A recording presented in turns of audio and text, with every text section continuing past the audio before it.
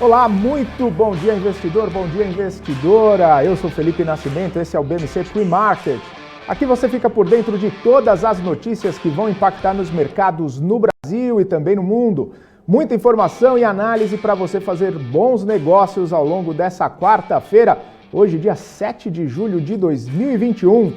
O dia começa com os investidores ainda repercutindo os fatos que afetaram o mercado na terça-feira. Questões políticas seguem no radar, ampliando a percepção de risco mais elevado para os ativos brasileiros. Além disso, existe a sensação de que as reformas e privatizações podem ficar em segundo plano caso esses ruídos de Brasília sigam aumentando. Os investidores também monitoram o andamento da reforma tributária e também os desdobramentos da crise hídrica. Diante de todo esse cenário, a Bolsa Brasileira fechou em forte queda ontem, caindo 1,44% aos 125.095 pontos. Tivemos, olha só, apenas 3 ativos em alta no pregão de ontem. A Bradespar, que subiu 1,41%, a Vale também subindo 0,53% e a Energisa subindo aí 0,08%, praticamente fechando no 0 a 0, mas entre as 3 ações ali que fecharam no patamar positivo. Agora nas baixas, as empresas ligadas a petróleo, você vê ali PetroRio caindo 5,8% e Petrobras caindo mais de 4%, entre 3,73% e 4%, e também companhias aéreas, a Azul caindo 4,17%, com essa percepção aí, as novas informações referentes à variante Delta do coronavírus impactando também nas companhias aéreas e setor de turismo também. Nesse contexto, o dólar também acabou estressando com esse ambiente interno e fechou cotado a R$ 5,20. Já para hoje, a expectativa é sobre a divulgação da ata da última reunião do FONC, que deve dar mais informações sobre o rumo da política monetária do Banco Central lá dos Estados Unidos. A expectativa é que os membros do Fed façam alguma sinalização sobre a questão inflacionária e também a intenção de desacelerar os estímulos de 120 bilhões de dólares que são injetados na economia americana todos os meses por meio da compra de títulos públicos. Os índices futuros americanos operam nesse momento num patamar positivo. Deixa eu dar uma olhadinha como estão os índices futuros americanos.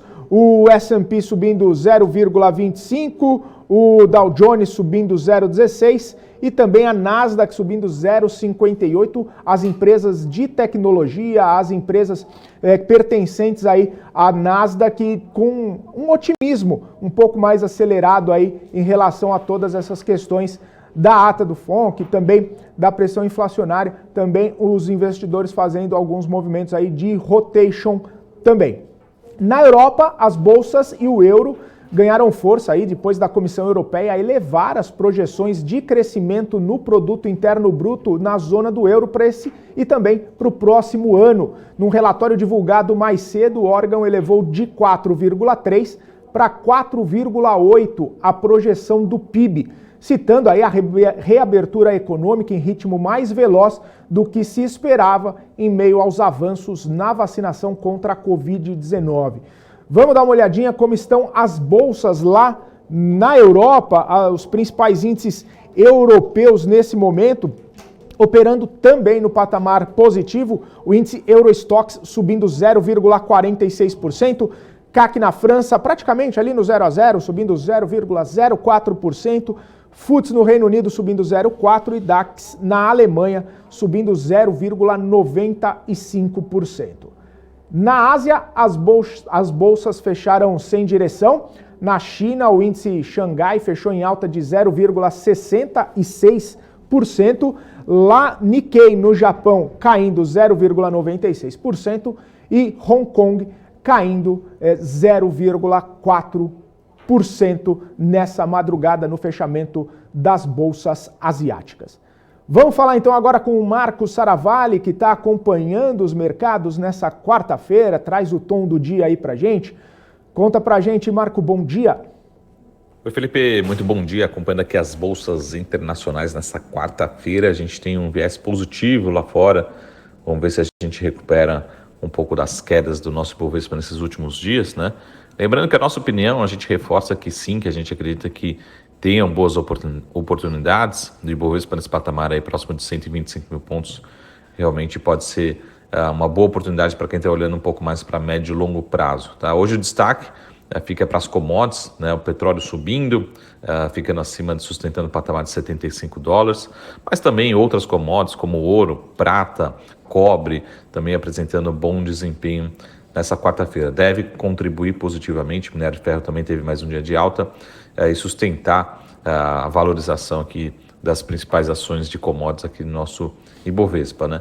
A gente tem alguns outros dados importantes, mas a sinalização talvez é que o dólar, né, deva permanecer por mais algumas semanas acima desse patamar de R$5, né? Realmente foi surpreendente essa valorização do dólar agora nesse curto prazo, mas realmente a tendência talvez para o médio prazo ao longo do segundo semestre é que a gente tenha uma leve valorização do real por aqui, tá bom? Vamos acompanhar os movimentos, mas reforçando, a gente acredita sim que abriu uma boa oportunidade para quem está olhando para aumentar a posição ou quiser olhar outras oportunidades para curto e médio prazo também, no nosso Ibovespa, nós estamos ficando mais confortável com esse patamar do Ibovespa de 125 mil pontos, tá bom? Não só no Ibovespa, mas também nas ações individualmente. A gente espera que tenha um bom desempenho, uma boa recuperação das quedas recentes, tá bom? Nessa quarta-feira, dia 7 de julho de 2021. E agora há pouco, a Fundação Getúlio Vargas divulgou indicadores de inflação. O Índice Geral de Preços de Disponibilidade Interna, o IGPDI, variou 0,11% em junho, um percentual inferior ao apurado no mês anterior, quando subiu 3,4%. Com esse resultado, o índice acumula alta de 14,26% neste ano e 34,53% nos últimos 12 meses. Também foi divulgado o INCC, o Índice Nacional de Custo da Construção, subindo 2,16% no mês de junho em relação ao mês anterior, que subiu 2,22%. Agora há pouco também foram divulgados aí os dados da venda no varejo. Eu vou pegar aqui porque saiu agora há pouco mesmo o IBGE divulgando aí que as vendas no varejo subiram 1,4% em maio em relação a abril. A expectativa do mercado, a pesquisa Broadcast mostrava um crescimento aí de 2,5%, né? Era essa a projeção, mas acabou vindo aí abaixo da expectativa, subindo 1,4% em maio em relação a abril. Em relação ao ano passado, maio do ano passado, maio contra maio, as vendas avançaram 16%, o consenso ali das projeções era 16,5%, portanto, vindo também um pouco abaixo das expectativas as vendas no varejo, dados que o IBGE divulgou agora há pouco. E os contratos futuros de petróleo se recuperaram das perdas de ontem, causadas pelo desconforto global dos mercados e a expectativa por notícias da reunião da OPEP, que ainda não tem data marcada depois do adiamento tanto da semana passada quanto da última segunda-feira.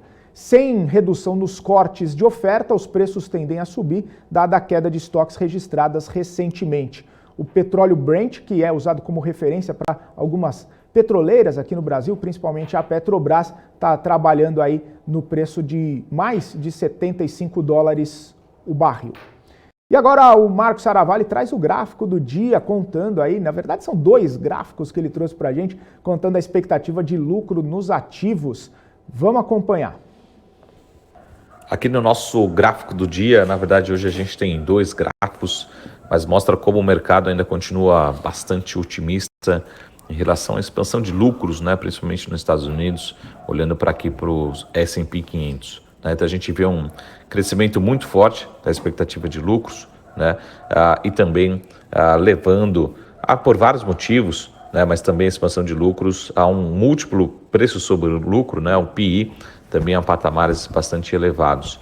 Isso tem vários motivos. Um dos motivos também é que a gente tem uma participação hoje muito grande de empresas de tecnologia que são negociadas a múltiplos mais altos, né? Mas já esteve mais alto, a gente teve, né, uma leve queda, na verdade uma expansão também das expectativas de lucros recentemente. Então, de um lado, uma notícia positiva, mostrando que a gente deve ter bons resultados pela frente, né? Uma boa tendência muito forte ao longo desses próximos balanços, mas ao mesmo tempo também mostra aqui um múltiplo preço-lucro aí bastante elevado, quando a gente compara talvez somente ao período ali de 1999, que a gente tinha um preço-lucro tão forte, né?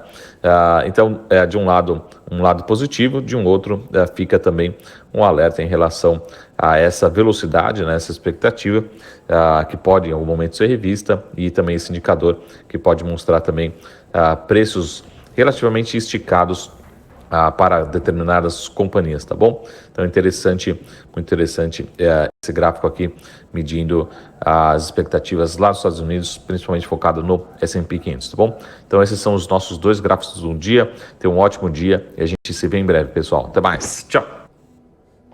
Vamos então agora aos destaques corporativos. Hoje acontece o leilão da Infraco da Oi. Esse é o último dos grandes ativos colocados à venda pela companhia. Apenas uma proposta, que é dos fundos do BTG Pactual, em conjunto com a Globinet, Cabos Submarinos, teria sido apresentada até esse momento, então a gente fica aí na expectativa. O Bradesco anunciou o compromisso de descarbonizar as suas carteiras de crédito e investimentos até 2050, ou isso pode acontecer até antes, segundo o banco, com base aí em cenários científicos e metas do Acordo de Paris. O banco também aderiu ao braço financeiro do Programa das Nações Unidas para o Meio Ambiente. E a Ambipar anunciou mais uma aquisição. A companhia informou a compra da SWOT Consulting por meio da sua controlada nos Estados Unidos. A empresa faturou 7 milhões e meio de dólares em 2020.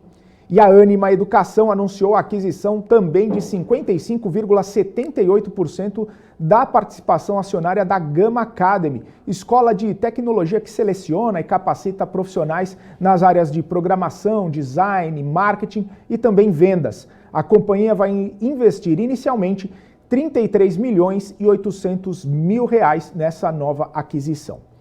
A Minerva Foods reabriu o bonde com vencimento em 2031 e levantou 400 milhões de dólares a uma taxa de 4,75%.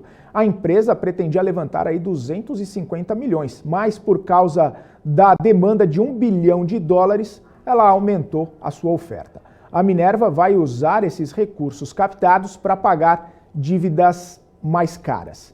Eu quero agora dar um alô aqui para todo mundo que está nos acompanhando no chat, desejar o meu ótimo dia a todo mundo que deixou o seu bom dia aqui para a gente no nosso portal bmcnews.com.br. O Alex Passamani falando, olha, vocês têm sido muito bom acompanhá-los ao longo do dia. Muito obrigado pelo trabalho. Alex, a gente que agradece aqui a sua participação, a sua audiência e seus comentários também todos os dias aqui. Muito bom mesmo.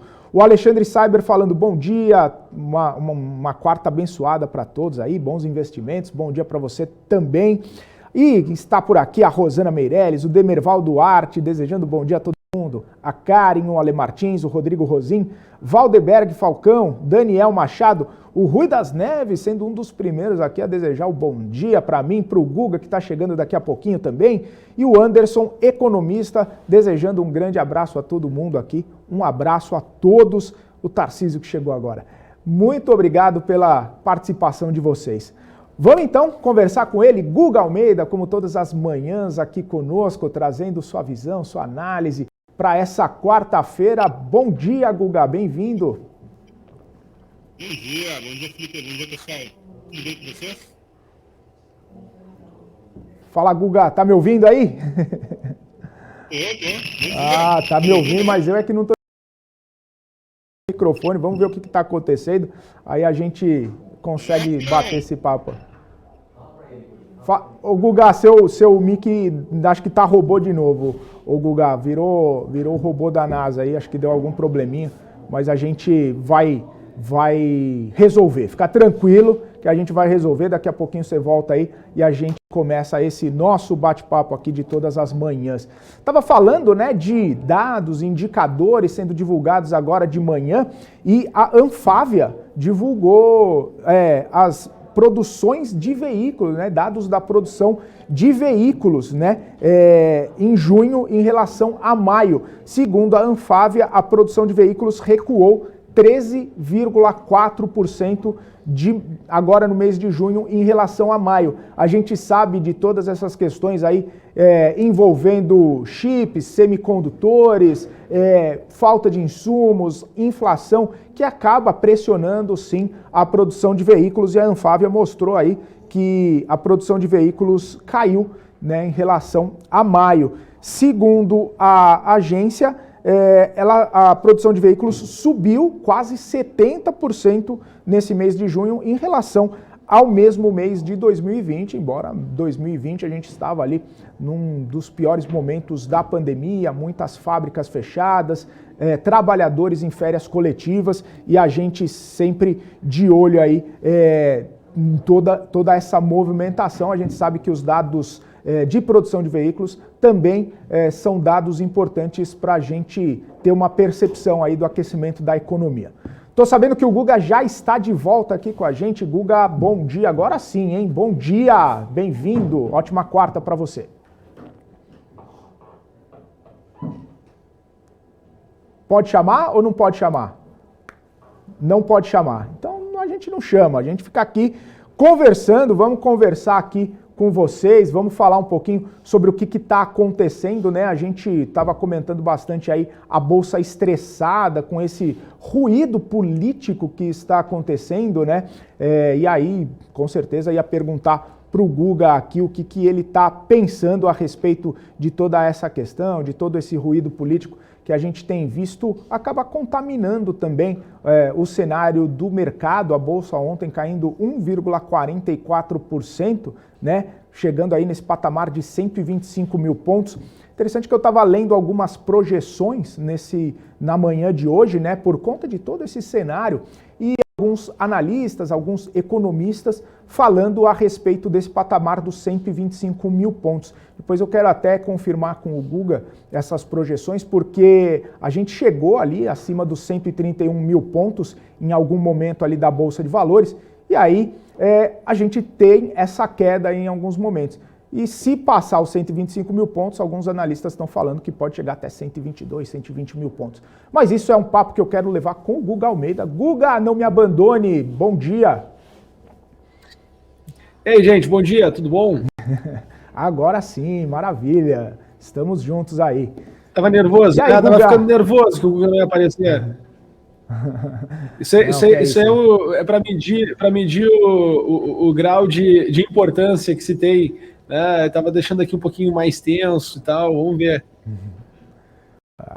Ô Guga, não deixa a gente tenso não, Guga, apareça, por favor. Bom, Guga, como a gente acabou esticando um pouquinho aí, vamos falar então dessa bolsa estressada, vamos falar das projeções de hoje. É fato isso aí que eu tenho lido aí, que eu li hoje de manhã, alguns analistas falando, que se passar dos 125 mil para baixo ali, aí vamos chegar em 120, 122 mil, é isso que acontece, Guga, na sua opinião? Na verdade, o meu número, Felipe, ele é um pouquinho mais para cima, tá? Eu tô com um número ali entre 123, 122,500, tá? É que a análise técnica tradicional, ela olha, né, um outro tipo de análise. Eu vou sempre analisando os ciclos do mercado. Então, por exemplo, por que para mim fazia sentido, né, acreditar que o mercado teria uma pausa em 130 mil pontos e não em 145? Né? Eu era o cara que falava sobre 130, não falava sobre 145. Seria uma segunda possibilidade. Né? Porque, na verdade, quando eu estudo o ciclo do mercado, quando eu vou estudando aqui o ciclo do preço, né, a minha interpretação era o seguinte: olha, dentro desse cenário que o mercado se desenvolveu, com toda a problemática que nós tivemos aqui atrás, né, ali no início de março deste ano, o mercado ele já tinha chego numa estrutura de expansão. É interessante que exatamente nesse dia aqui, tá, porque já estava dentro do ambiente de uma estrutura de expansão, a XP mandou um relatório falando que a Bolsa poderia chegar a 200 mil pontos. Né? Por quê? Porque é exatamente isso. Né? As pessoas, elas mudam os seus vieses conforme a informação que tem disponível para elas. Então, qual era a informação que se tinha disponível para elas? Olha, cara, mercado 130 mil pontos, pô, se continuar essa tendência aqui no mercado, pode ir muito mais, então vamos reprecificar isso e joga a matéria no ar, né? Quando a gente vai lendo o comportamento do preço, que na verdade é a resposta dos participantes a todos os estímulos que eles têm, pô, eu enxergava que o rally estava feito, estava muito bem feito. Beleza. O que isso quer dizer? Que abre um espaço para ajuste. Tá? Por quê? Porque tem uma estrutura fechada de preço. No momento que tem uma estrutura fechada de preço, né, vai se passando o tempo, e de fato aqui se passou muito tempo, tá? A gente vai olhar aqui, antes de começar a acelerar, passou 13 pregões. Cara, 13 pregões é quase 21 dias. Porque tu tem, são pregões, né? Cada semana tem 5 dias, 13, aqui estou falando quase que 21 dias de dias corridos, né? Então, passa tempo e abre espaço para novas coisas acontecerem. O que aconteceu? Pô, azedou aqui o campo político mais uma vez, né? O problema no Brasil sempre foi essa questão política. Né? Ontem até postei no meu Instagram, o pessoal não entendeu muito bem por que eu tinha postado, né, aquela conversa sobre a reflexão, qual é a função da política, né? Para que eu botei aquilo ali? Porque é exatamente para a gente entender, né? Pô, o que vai azedando as expectativas dos investidores, né? Por que o investidor faz? O investidor, ele compra incertezas.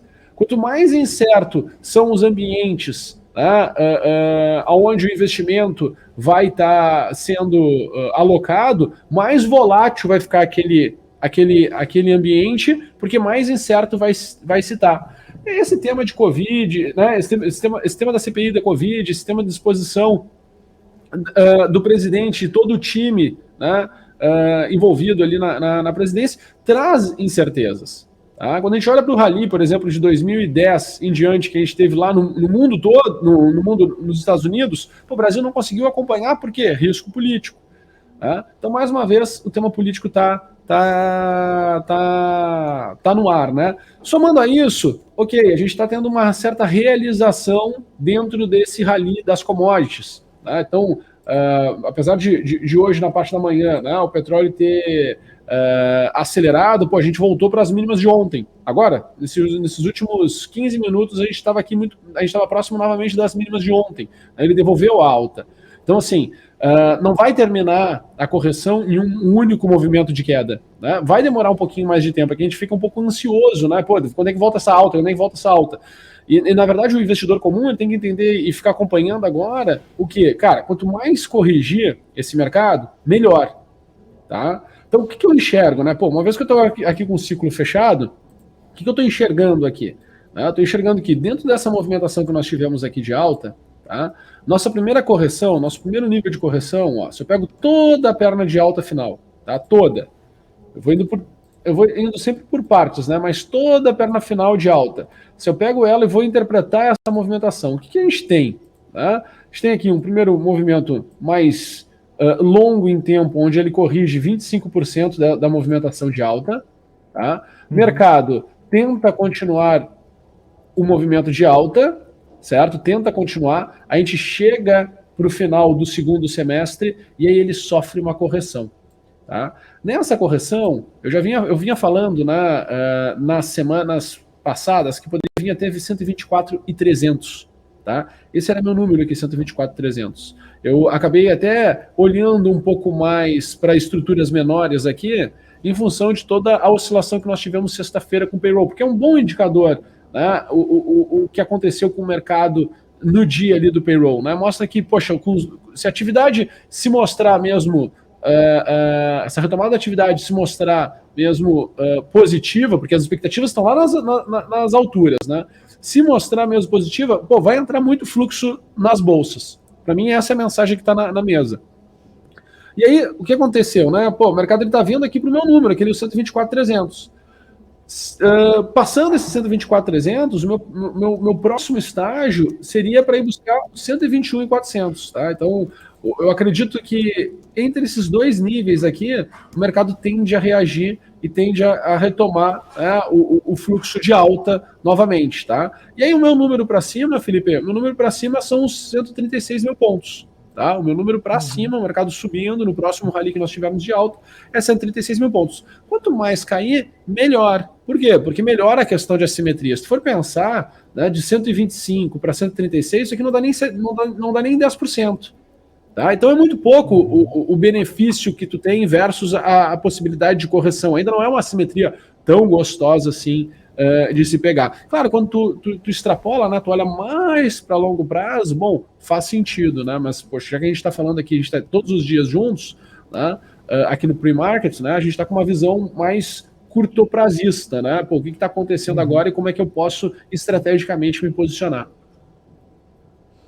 Entendi. Ô Guga, só para a gente encerrar aqui rapidinho, queria que você desse uma olhada aí, a gente falou da bolsa estressada para baixo, o dólar estressou para cima, e aí, o que você está olhando aí para a moeda americana nesse cenário?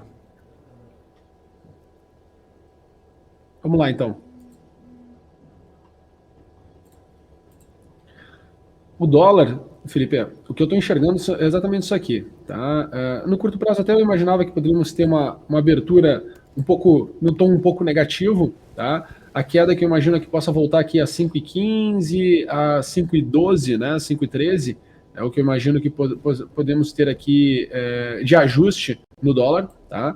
Muito da expectativa de que poderíamos abrir em baixa era porque já vinha perdendo aqui momento na movimentação do mercado no final do dia de ontem, tá? Mas para cima, Felipe, o que eu estou enxergando é o seguinte, tá? A minha tese toda da alta, ela é feita em cima dessa movimentação que nós tivemos aqui, ó, entre o dia que sumiu aqui para mim, entre o dia 18 e o dia 25 de junho, tá? Essa movimentação aqui de queda, ela serve como a minha referência para construir toda a tese de alta, tá? Dentro dessa possibilidade, eu enxergava que nós tínhamos espaço para andar, né, num cenário mais estressado, era que pudéssemos voltar aqui para os 5,25.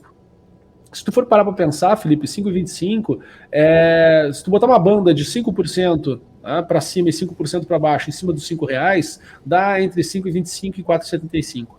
Tá? E aceitar uma banda de 5% para cima ou para baixo dos R$5 é totalmente, né, possível, porque, querendo ou não, né, aumentou muito a volatilidade do dólar nesses últimos 3 meses. A gente veio de 6 para 5, né, e a gente estava antes trabalhando para cima. Então, é de se esperar, né, que essa movimentação ela poderia ter um repique em relação a toda a tendência que nós estávamos sendo de baixa, né, caso houvesse algum estresse no meio do caminho. E foi exatamente o que aconteceu. Né? Tivemos aqui esse estresse político mais uma vez. Tá? Eu acredito que o dólar ele vai tender a voltar à movimentação de baixa. Tá? Por quê? Porque a gente vai ter a próxima reunião do Copom, vai ter novamente aumento da taxa de juros, aumento das taxas de juros novamente, e esse processo, né, de cash and carry, que a gente já vem vendo essa retomada, isso tende a se intensificar e o dólar tende a continuar a movimentação de baixa. Obviamente, Felipe, que todo mundo tem que ter a sua estratégia traçada, né? Uma coisa é traçar cenário, a outra coisa, Felipe, só para entender, é você estar posicionado. A gente precisa traçar cenários para a gente poder ter uma referência, o norte do para onde eu acredito que o mercado possa ir. Só que depois de traçar o norte, essa referência, você tem que ter critérios para estar ou não posicionados, porque coisas novas vão surgir. Cisne negros, como a turma nova gosta de falar, ou os bêbados na contramão, como a turma mais antiga falava, né? A turma mais raiz do mercado falava que poderia acontecer eventos inesperados, que seriam como se fossem bêbados na contramão, né? Que ninguém espera, mas pode acontecer. Vão surgir. Então, tu tem que ter um critério para estar posicionado e seguir essas tendências, porque quando o mercado ele começa a ter uma convicção e começa a ter uma narrativa para uma determinada direção, começa a ficar muito perigoso, porque se por um acaso algo inesperado surja e as pessoas demorem muito tempo para aceitar isso, o movimento contrário tende a ser muito grande. A gente viu isso muito forte. Agora, no dólar, a gente viu isso muito forte. Ano passado, no início da pandemia, né, quando a gente teve uma sequência grande de circuit breaks e muitos participantes do mercado que tinham muito nome, tinham e tem, né, muito nome do mercado, debochavam da situação de circuit break no início das quedas, né, e isso gerou um movimento, né, em cascata muito forte, muito intenso. Então, todo investidor tem que, apesar de a gente traçar cenários, tem que ter as estratégias para poder seguir esses cenários. Tá? Ontem o nosso cenário de índice, querendo ou não, tá, Felipe, ele acabou chegando no ambiente que nós imaginávamos ali um dia de estresse para onde poderia chegar. Quem tinha critério para seguir essa tendência conseguiu tirar benefício, conseguiu proteger sua carteira, conseguiu, né, gerar resultado alinhado com suas expectativas. Tá certo então, Guga, maravilha. Muito obrigado, hein, pela participação hoje, valeu pelas análises aí, por toda essa análise que você fez aí pra gente, para os nossos telespectadores também. Bons negócios nessa quarta-feira, a gente se vê amanhã então, Guga.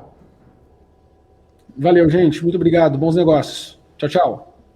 Um abraço, Guga, ótima quarta-feira para você e também para você que está nos assistindo aqui agora no BMC Pre-Market. Você vai ficar agora com o BMC News, com a Paula Moraes e todo o nosso time aqui da BMC News, tá certo? Eu, Felipe Nascimento, volto amanhã a partir das 9 horas da manhã no BMC Pre-Market e daqui a pouquinho, 12h30, no nosso BMC Market.